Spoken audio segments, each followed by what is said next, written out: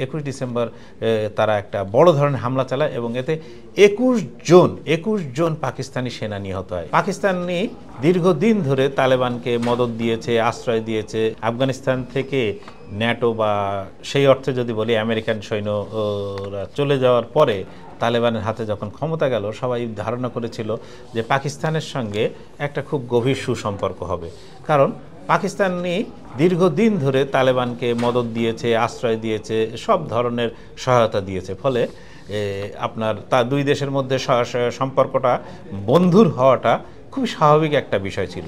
অথচ দেখা গেল যে যখনই আফগানিস্তান তালেবানের হাতে যাওয়ার পর কিছুদিনের মধ্যেই পাকিস্তানের সঙ্গে এক ধরনের বৈরিতা তৈরি হলো এবং সেই বৈরিতা কিন্তু এখনও চলছে। আমরা যদি সর্বশেষ দেখি, যেটা আপনি বলছিলেন যে পাকিস্তানের এক ধরনের সশস্ত্র গোষ্ঠী, তারা আশ্রয় প্রশ্রয় পাচ্ছে আফগানিস্তানে, ঠিক এইরকমই একটা সশস্ত্র তালিবান গোষ্ঠী, যাদেরকে বলা হচ্ছে তেহরিকি তালেবান পাকিস্তান, TTP, এদেরকে আশ্রয় প্রশ্রয় দিচ্ছে আফগান তালেবানরা এবং তাদেরকে সীমান্তের ওপারে নিয়ে গিয়ে নানা ধরনের অভিযোগ আছে। এবং কিছুদিন আগেই গত 21 ডিসেম্বর যদি দেখেন, 21 ডিসেম্বর তারা একটা বড় ধরনের হামলা চালায় এবং এতে 21 জন পাকিস্তানি সেনা নিহত হয়। এইটা ঠিক পাকিস্তানে সরকার, পাকিস্তান সেনাবাহিনীর পক্ষে মানাটা খুবই কঠিন ছিল।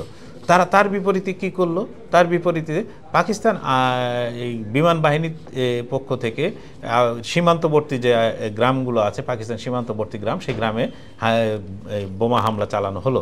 এই বোমা হামলা চালানোর পরপরই কিন্তু তালেবান আরও বেশি ক্ষেপে উঠলো এবং তারা এই যে আফগানিস্তান এবং পাকিস্তানের মধ্যে যে সীমান্ত রেখা, এই সীমান্ত রেখাকে বলা হয় ডুরান্ড লাইন। এই ডুরান্ড লাইন বরাবর বিভিন্ন এলাকায় আফগান যে সীমান্তরক্ষী বাহিনী আছে, তারা পাকিস্তানের উপর হামলা চালানো শুরু করলো।